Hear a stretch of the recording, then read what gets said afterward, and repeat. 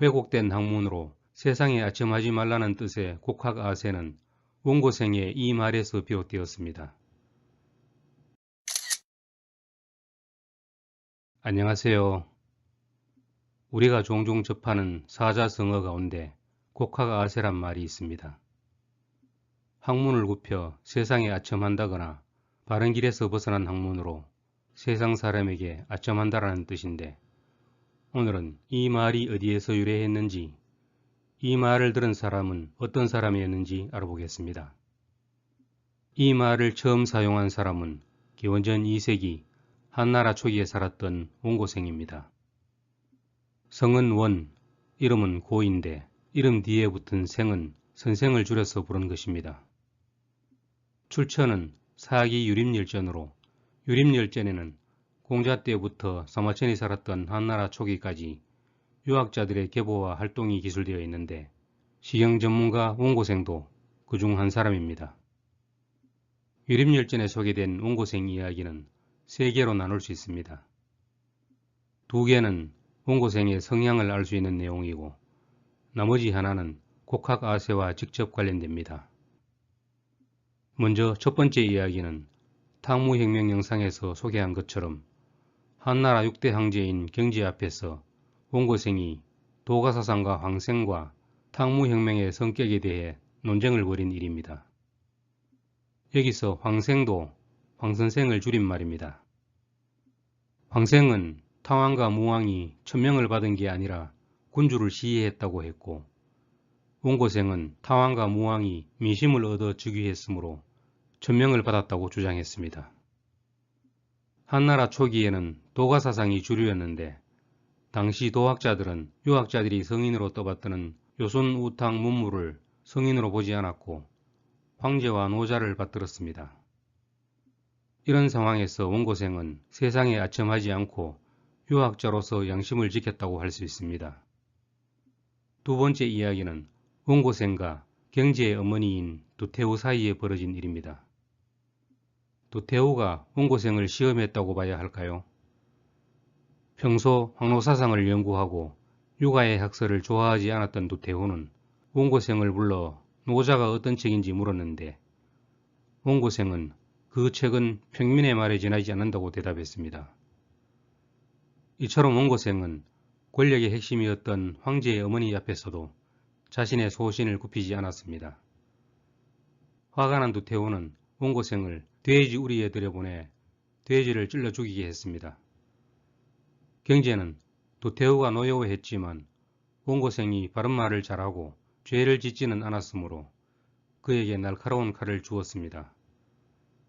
원고생이 돼지를 찔러 죽이자 두태우는 다시 벌을 내릴 수 없어 시간이 지난 다음 그를 파면했습니다. 원고생은 한동안 집에서 쉬었는데, 경제는 원고생이 청렴하고 강직하다고 여겨 청하왕의 태부로 임명했습니다. 태부는 왕을 보좌하는 스승으로 원고생은 오랫동안 그 자리에 있다가 병들어 면직되었습니다. 세 번째 이야기는 오늘의 주제인 곡학아세와 직접 관련됩니다.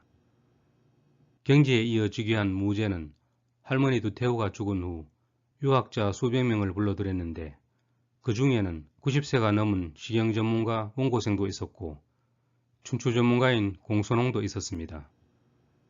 공손홍은 당시 60세였는데 무제가 내린 책문에 대책을 올린 100여 명의 유생 가운데 1등으로 뽑혀 박사가 되었습니다. 아버지 뻘 되는 원고생을 공손홍은 공경하면서도 두려워하여 바로 쳐다보지 못하고 곁눈질로 볼 정도였습니다. 원고생이 공손홍에게 말했습니다. 공손 선생, 올바른 학문에 힘써 말하고 왜곡된 학문으로 세상에 아첨하지 마시오. 왜곡된 학문으로 세상에 아첨하지 말라는 뜻의 곡학아세는 원고생의 이 말에서 비롯되었습니다. 원고생은 왜 하필 공손홍에게 이런 말을 했을까요? 두 가지 중 하나일 겁니다. 하나는 공손홍이 재능이 있고 자신을 잘 섬겼으므로 유학자 선배로서 후배를 바르게 인도하고 싶었을 겁니다. 다른 하나는 공손홍에게 아첨하는 기질이 있다고 보아 충고했을 수도 있습니다. 여러 유학자들이 원고생이 늙었다며 미워하고 헐뜯자 무제는 그를 파면했습니다. 공손홍에 대해서는 사기 유림열전 외에 방고의 한서, 공손홍 복식 예관전에도 기록되어 있습니다. 평민 출신으로 춘추를 공부한 공손홍은 60세에 처음 벼슬을 했고 춘추 박사에서 시작하여 최고위직인 승상까지 오른 인물입니다. 그는 한나라에서 평민 출신으로 승상이 된 최초의 인물이고 70대 중반에 승상이 된 후 80살에 세상을 떠날 때까지 승상직에 있었습니다. 처세술이 대단했다고 할 수 있는데 관직에 있을 때 공손홍이 어떻게 처신했는지 잠시 살펴볼까요?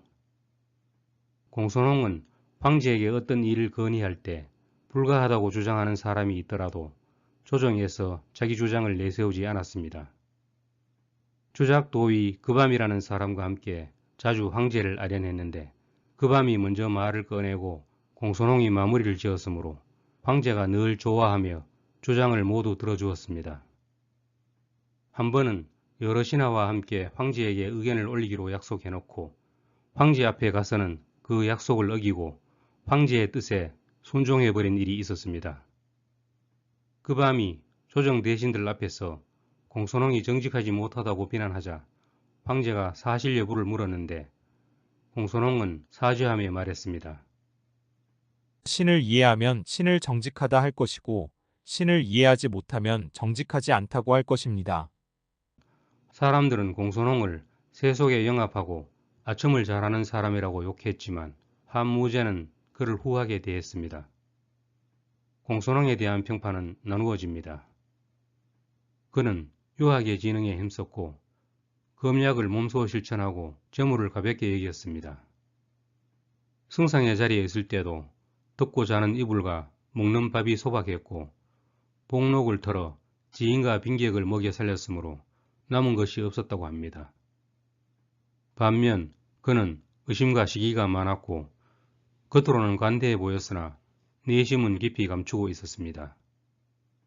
그는 자신과 사이가 멀어졌던 사람은 멀거나 가깝거나 겉으로 친한 척하다가 언젠가는 그 허물을 잡아 보복했습니다.